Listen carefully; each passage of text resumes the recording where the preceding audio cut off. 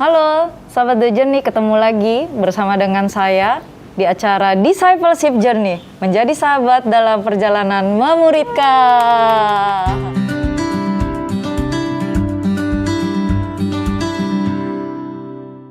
Teman-teman, kali ini episodenya sangat spesial buat saya pribadi, spesial banget. Karena sahabat The Journey kita yang akan sharing hari ini adalah orang yang kalau nggak ketemu sama kakak ini, mungkin saya juga nggak akan ada di tempat ini dan sharing bersama dengan teman-teman sahabat perjalanan. Kita kenalkan ya, inilah dia, Tara. Halo Kak. Halo Ma. Apa kabar? Baik, puji Tuhan. Terima kasih loh Kak, kakak bersedia. Ya, kakak boleh kenalan sama sahabat perjalanan kita, kakak ini dari kampus mana, angkatan mana, jurusan mana, seperti biasanya teman-teman The Journey kenalan Kak. Oke, thank you Ma. Iya. Ya, halo teman-teman semua. Senang akhirnya bisa bergabung dalam pelayanan ini bersama dengan Maria dan tim. Ya, aku langsung kenalin ya, namaku Junita. Aku dari kampus Nun Jauh di sana. Aku dari Solo, angkatan 98. Jadi mungkin sudah sepuh ya. Sepuh. Ini tanda-tanda penuaan sudah ada di rambutku. Gitu. Oh iya Kak. Kakak waktu kakak di Solo, kakak ikut pemuritan juga. Oh iya, pasti di Solo saya nikmati dimuridkan, dan juga Tuhan nolong saya juga untuk memuridkan di sana. Kakak kelompok kecil gimana sih Kak dulu pengalaman sama PKK kakak, sama SKK kakak waktu kakak kelompok kecil di kampus?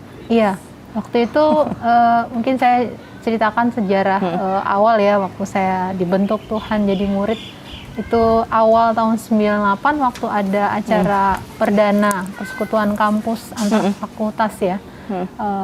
Saya hadir dan waktu itu mendengar satu kesaksian dari teman yang begitu mengubah hidup saya selanjutnya. Dan waktu itu saya akhirnya terima Tuhan Yesus secara pribadi sebagai Tuhan dan Juru Selamat saya. Kemudian waktu itu ada satu kakak angkatan yang menawarkan diri untuk menolong saya di dalam kelompok kecil ya. Waktu itu namanya kelompok PA. Kelompok PA.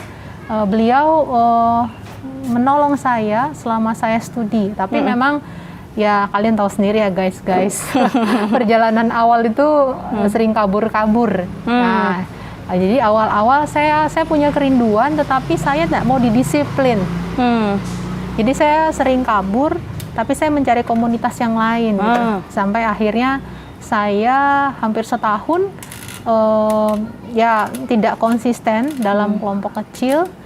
Tapi yang menarik adalah ternyata dalam waktu 1 tahun itu kakak PA saya ini mendoakan saya dengan setia. Supaya saya kembali menjadi murid yang setia untuk dimuridkan gitu. Dan ya hasil dari doa beliau adalah setelah 1 tahun saya masa menjadi musafir itu, kakak kabur-kaburan gitu. Iya, kakak kabur-kaburan mencoba ke sana, mencoba ke sini karena ada kerinduan dalam hati saya yang dalam untuk mengenal Tuhan, tapi tidak mau didisiplin. Akhirnya saya kembali dan selama berarti sekitar 4 tahun saya dimuridkan sampai akhirnya saya lulus. Dan waktu itu tahun pertama setelah saya menjadi murid dasar dan saya dilatih untuk bisa melihat kebutuhan anak-anak yang di angkatan di bawah untuk juga mereka ditolong dalam kelompok-kelompok jadi kakak PA. memuridkan juga ya angkatan di bawah kakak. Betul, ya? Iya. Nah waktu pengalaman bareng sama aku Kak, kelompok kecil, aku kan sering tuh datang ke rumah kakak, karena kita kan kelompok kecil di hari Minggu, kakak alumni, kita kan ketemunya di gereja ya Kak ya. Betul. Aku adik remaja kakak pemuda, terus ngajak belajar bareng tadinya, sampai akhirnya yuk mau PA. Nah akhirnya terus kita proses jalan. Nah aku kan SMA nih Kak, kelas 3 waktu itu, 2005 tuh Kak. Aku tuh dari 2005 sampai ya aku kuliah, aku lihat memang kakak teladan yang salah satu kuat ya Kak, menjadi kesaksian yang hidup tuh kakak berdoa. Sebelum kita kelompok kecil, seringkali aku tuh ngelihat kakak lagi berdoa di kamar. Itu gimana ya Kak? Kakak melakukannya. Kenapa Kakak berdoa sebelum kelompok kecil? Kakak boleh cerita nggak sih Kak, bagaimana Kakak bisa sekuat itu berdoa? Kalau mungkin karena pengalaman bagaimana Tuhan mengubahkan aku lewat doa PKK, gitu. Jadi aku mengalami bahwa kita nggak bisa jangkau orang hanya dengan kita ngajarin, hanya dengan kita kasih tahu. Kalau Tuhan tidak menolong, kalau Roh Kudus tidak menolong, menggerakkan, itu aku pikir jadinya useless. Ya, karena pengalaman bagaimana 1 tahun itu aku kabur-kabur dan PKK aku cerita, walaupun aku kabur-kabur nggak ketemu, tapi dia setia mendoakan. Aku mengalami bahwa wow, kuasa doa itu luar biasa gitu ya. Dan memang menjadi hal yang sangat penting akhirnya. Makanya aku pikir memang kalau kita mau melayani orang lain, mau menjangkau orang lain gitu ya. Kalau kita nggak lebih dulu berlutut berdoa, kita akan mengerjakan sesuatu yang sia-sia, gitu. Karena ya mungkin orang mau kelihatan melakukan sesuatu ya di hadapan orang lain, ada pelayanan gitu ya, ada mungkin kalau nanti ditanyain, oh ya aku udah kelompok kecil gitu ya, tetapi kalau dasar di dalam pelayanan itu, yaitu doa itu, tidak sungguh-sungguh dikerjakan, menurutku kita sedang melakukan usaha yang cuma lelahin badan aja. Gitu. Jadi butuh ya Tuhan terlibat, Tuhan menolong, Tuhan memimpin. Seperti itu, Mar. Apa sih Kak yang Kakak doakan kalau mau mulai kelompok kecil itu Kak? Bagi Kakak sendiri, apa yang Kakak rindukan gitu di dalam doa, dan bagi adik-adik Kakak sendiri gitu, apa yang Kakak minta ya gitu? Karena aku ngerasa juga kayaknya sih kalau bukan karena sesuatu yang supranatural yang terjadi, habis belajar itu mungkin ya sudah lewat aja, tapi aku tuh tahu aku ingin mengasihi Tuhan gitu.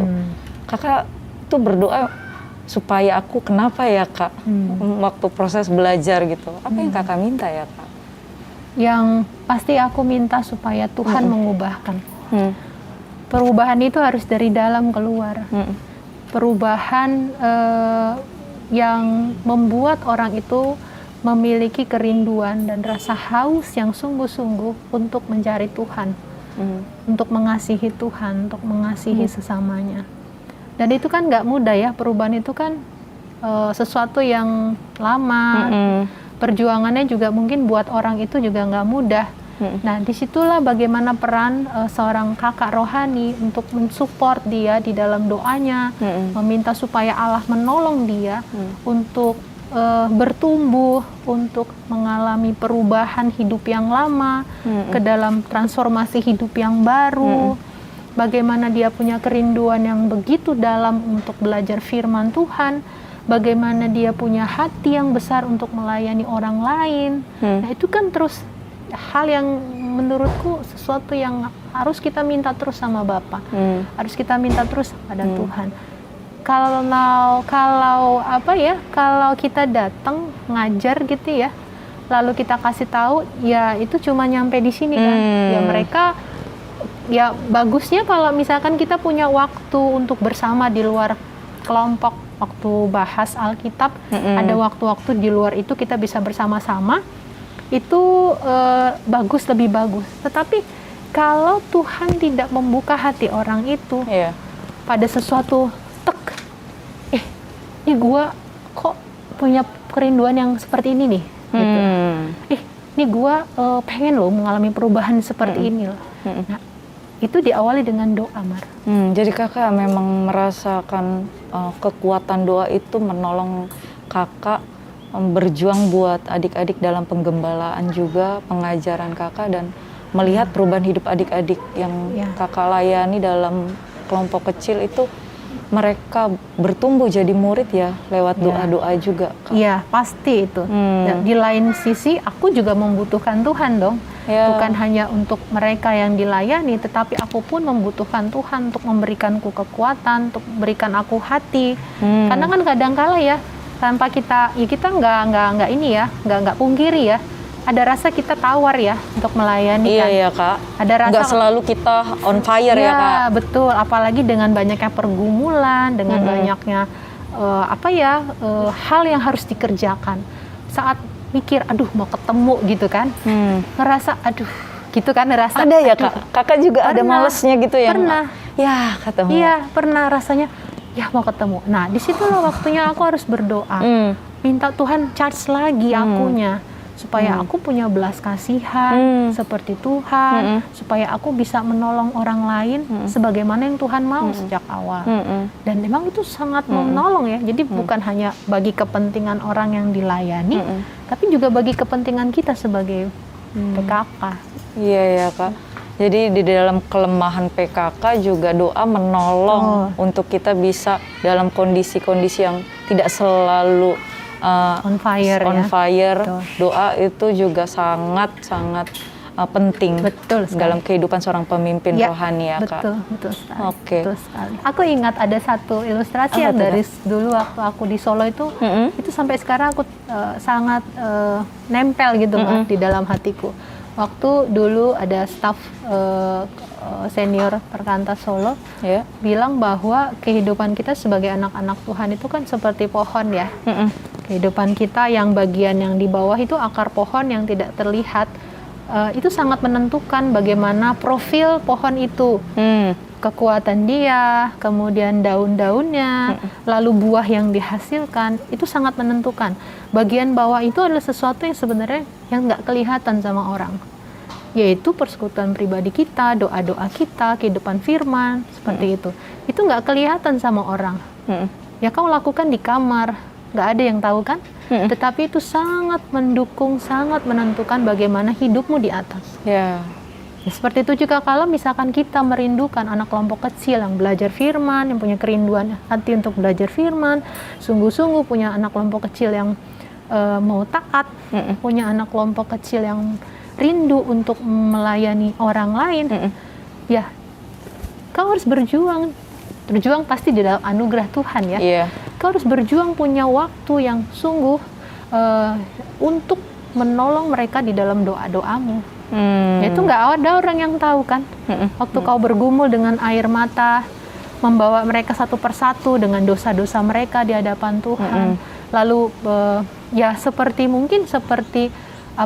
bangsa Israel yang waktu itu lagi berperang, ada Harun ya, Harun dan Hur yang mengangkat tangan begini dan mereka menjadi penentu bagi kemenangan bangsa Israel.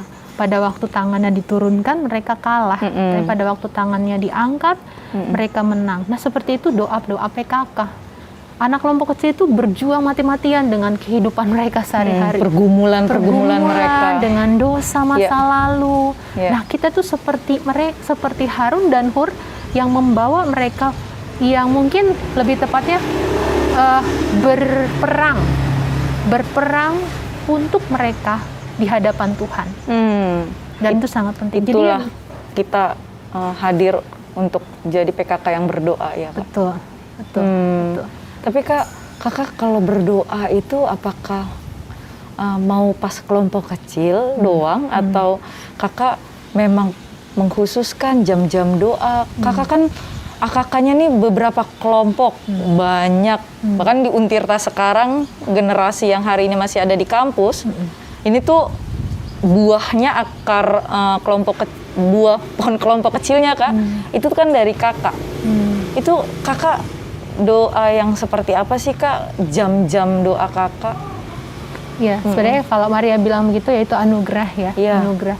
Karena ya Tuhan yang memampukan, Tuhan yang menolong orang-orang itu datang kepada Tuhan.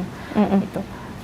Tapi memang ada bagian, kan kita belajar dari sepanjang sejarah Alkitab ya, ada bagian Allah, ada bagian kita. Dan Allah selalu mengundang setiap umatnya untuk mengambil bagiannya untuk mentaati panggilannya ini. Apakah Allah bisa memakai orang lain? Bisa.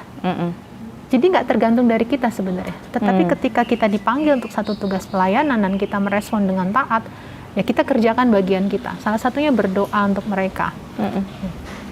Itu berarti kan harus belajar mendisiplin ya Mar, disiplin. Ya mungkin sebelum punya anak kelompok kecil, nggak punya waktu-waktu doa yang teratur, doa-doa rutin, nggak punya pokok-pokok doa yang khusus dari anak-anak kelompok kecil. Tapi setelah kita dipercayakan orang-orang untuk dilatih, ditolong jadi murid, ya kamu bertanggung jawab untuk mendoakan mereka. Jadi aku ada pokok doa, misalkan seminggu, aku buat Senin aku doain untuk kelompok kecil siapa. Selasa aku bikin untuk mendoakan kelompok kecil siapa, seperti itu. Jadi emang nggak mendoakan waktu mau ketemu aja, nggak pas mau seperti itu. Kelompok kecil doa gitu PKK. Enggak, tapi aku punya waktu rutin khusus setiap minggu itu Senin sampai Minggu ada mendoakan siapa.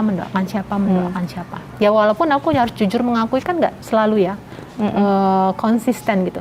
Tetapi sebenarnya aku ingat juga Mas Gun pernah bilang begini, Tuhan tuh memanggil kita untuk nggak berhasil, bukan untuk berhasil ya, tetapi Tuhan memanggil kita untuk setia. Bahkan ketika kita gagal untuk mendoakan mereka pun, kita menyadari bahwa kita harus balik lagi, kita harus doain lagi. Gagal lagi, balik lagi, doain lagi. Ya perjuangan seperti itu yang namanya kesetiaan. Iya.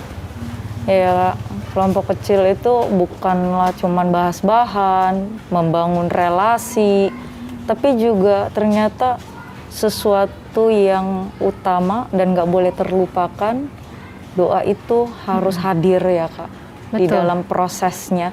Doa menggerakkan proses pemuritan itu sendiri. Doa menopang kelompok kecil itu sendiri. Bagaimana proses PKK mengajar, AKK dan PKK dan sesama SKK juga berelasi. Jadi ya doa itu menjadi sebuah gerakan yang harus dibangun ya Kak ya, dan nggak boleh putus. Dan kalau doa itu jadi sesuatu yang penting, menopang, itu Kakak juga melihat nggak Kak pergumulan adik-adik, bagaimana Kakak menemani mereka di dalam doa? Ada yang gagal melakukan firman, ada yang bergumul dengan masalah, dan bagaimana Kakak struggling dengan doa, menemani pertumbuhan adik-adik? Proses kita mengikut Tuhan itu kan nggak selalu smooth ya. Jangankan orang-orang yang kita tolong, kita aja kan sebagai PKK yang masih jatuh bangun kan dengan Tuhan ya. Nah, pada waktu kita menolong orang lain, menemani mereka di dalam perjalanan mereka bersama dengan Tuhan, dan kita kan juga nggak selalu hadir 24 jam bersama dengan mereka. Tapi Tuhan hadirkan dengan mereka selalu ya, menemani, menolong mereka. Nah, kita bisa meminta Tuhan untuk menolong mereka di dalam doa-doa kita. Banyak kali saya mengalami anak kelompok kecil sharing tentang kegagalan, kejatuhan gitu ya. Dan ya sebagai orang yang dekat dengan mereka pasti sedih. Ya. Tapi saya tahu bahwa kalau saya ngomong itu cuma didengar. Kalau saya misalkan mengoreksi itu mungkin cuma sampai di sini, sampai di sini gitu. Ya hanya Tuhan yang mampu menolong mereka untuk menyadari bahwa mereka harus bangkit gitu. Mereka harus belajar mentaati Tuhan. Nah, itulah makanya mendoakan mereka itu sangat penting.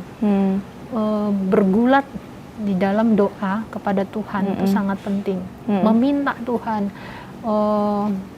supaya Tuhan menolong mereka struggle dengan dosa-dosa mereka. Dan itu saya alami bagaimana akhirnya ya ada masa mereka akhirnya sharing kalau mereka belajar taat, mereka berhasil gitu ya, melewati satu bagian itu ya akhirnya melihat wow amazing gitu ya bagaimana Tuhan menolong mereka. Tapi sebenarnya bukan di situ selesai gitu ya. Karena Tuhan bukan cuma sekedar mau jawab doa kita sih. Bukan hanya sekedar mau memperlihatkan jawaban-jawaban doa yang mau kita harapkan gitu, minta. Tapi sebenarnya Tuhan lebih utama juga mau memproses kita. memproses kita, membentuk kita juga kita. di dalam doa-doa kita. Betul, ya Kak. membentuk kita. Bagaimana kita bisa mengasihi mereka. Kupikir salah satu bentuk kalau kita sungguh-sungguh mengasihi orang adalah ketika kita mau berlutut mendoakan orang itu. Bagiku, kau sulit untuk bilang, Kak, aku mengasihimu, kalau Kak nggak doain aku dalam masa-masa yang aku sedang jatuh. Jadi justru wujud kasihnya itu pada waktu nggak kelihatan. Sejauh apa aku harus percaya gitu. Tapi aku lihat kakak nggak basa-basi ya untuk tanya itu. Will you remember me? I need help every day. This is why